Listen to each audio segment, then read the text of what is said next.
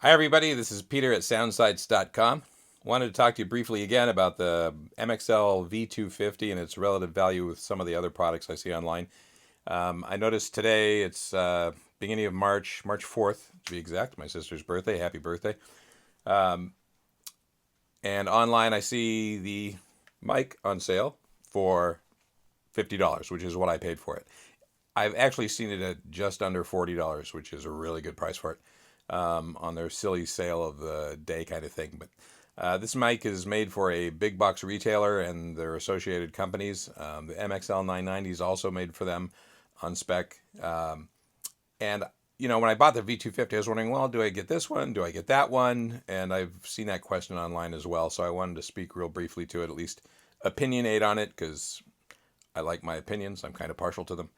I also like the sound of my own voice. Apologies for that. So here I have the V250, and I also have the MXL 990. Curiosity killed the cat, and I went out and got it. Just wanted to know the difference. I'm actually thinking of upgrading this guy, and I'll speak to upgrades later, but kind of matching between the two. And so I wanted to test them out and see if I could really hear a difference. Bottom line, I cannot. I opened up these cases on these, the electronics, while the layout's a little different. This is a flat board that goes vertically through the body of the lower casing of the V250. On the 990, the PCB board, the electronics is mounted on a circular board that fits horizontally in the mic body. They're both surface mount technology these days. I didn't count them one by one, but they look like the same components to me. The capsules that they use are the same components. That's one of the most critical parts of any condenser microphone. They are the same component from what I can tell. And to my old man ears, right, and as we get older, I'm approaching 60, believe it or not. I know I look so young. We start losing higher frequencies when we get older. And also in high school, I have to tell you, I put the earphones on when I went to bed to go to sleep and played Kiss live album full blast, or Bachman Turner Overdrive, or Pink Floyd, or Led Zeppelin. I was not into symphony music at the time. So I might have done a little damage to the ears way back when. I haven't really noticed that in practice when I've gone through audio training and things like that. I seem to be able to hear as well as everybody else, but you never know. So you got to trust your own ears. So I pulled out my son's drums. He's in Okinawa. They've been collecting dust for 4 years. So I yanked him out and I beat on the snare a little bit. Not too hard. I'm not a drummer. I probably should have smacked it harder, but I'm really testing the mic, not the drums. Grabbed one of his cymbals, tap on that a little stick taps. I pulled out his acoustic guitar and plucked a few strings, uh, just so we could kind of tell the difference between the two. And again, I can't hear the difference. So let me talk a little bit about the construction, and because that's really the only place I can find a difference. This guy's about 10 ounces, the V250. The 990's close to 15 ounces. I think it was like 14.7 or something like that. So if someone's calling the window, I need to beat them in the head with something, I'm grabbing the 990. A little more painful. Then again, if I've got boom microphone stands, I'm doing overheads or room mics, recording a drum session or something like that. This is going to be a little bit less tendency to pull that boom down. So a little bit lighter, or if I've got a sound guy who's holding it on the end, if I'm doing video and holding on the end of the pole, he's going to appreciate a little less weight. I know it doesn't sound like a lot, but this feels a little bit heftier. Not too worried about the construction. It's not like light and flimsy, and I wouldn't want to drop it on the floor, though. These screens tend to dent a little bit. You start with a home studio, you do a couple of videos, maybe you're going to try a podcast or something like that. These are great. They pick up everything. The high end's a little harsh. That's the biggest criticism I hear from audio guys. The top end of mics, you want warmth and smoothness, and so they describe these as being a little harsh. It's kind of like a feel more than anything else. The ranges that these get harsh in are probably higher than the normal range of my voice, but there's a lot of harmonics, so you can kind of tell the difference just based off of room reflections and things like that, and especially some of the acoustics of instruments that get into the higher end female voices. You might be able to tell a little bit more of a difference. But for starting out, these are great, especially in the $50 range. So let me talk about pricing a little bit. I paid $60 for this 990 on sale, and I see that fairly regularly. More often than not, it's $70, $80. The V250 I paid $50 for. Every once in a while you can get it for a little cheaper, but typically I see it in the $90 range. So there's mics. I've talked about the components. Basically same sound, same components inside. V250 typically priced a little more expensively. For my $60 on the 990, inside of the box that it came in, it also came packed in a hard case. Hard. It's plastic.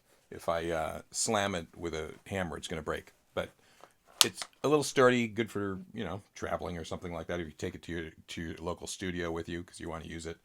Now, typically I see this as something I'm going to use in my home. I'm not going to be carrying it a lot, but still, it's kind of nice to have a place to put it on the shelf, pull it down. It's not in a cardboard box. If it gets wet, no damage is going to be done to this. Hopefully the water won't get inside, although this is not a waterproof seal, I'll tell you that. Very important, comes with a shock mount. You don't want to use a condenser mic with a hard mount. It comes with a hard mount, but you even run your finger lightly on the outside of your mic stand, and it's going to go right into the mic, and it's going to be loud. These mics are sensitive. So very cool shock mount. I like the color of them. Nice champagne color. Matches the mic. So not too shabby there.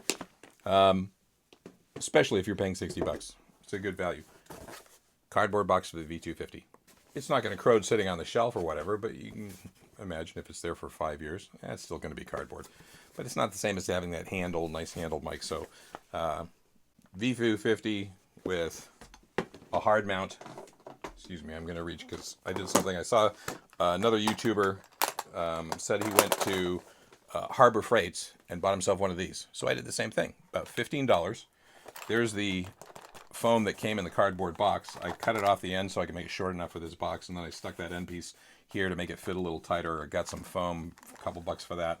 In the top, all in all, this is like $15, a couple dollars for the foam, so I've got $16, $17 into this case.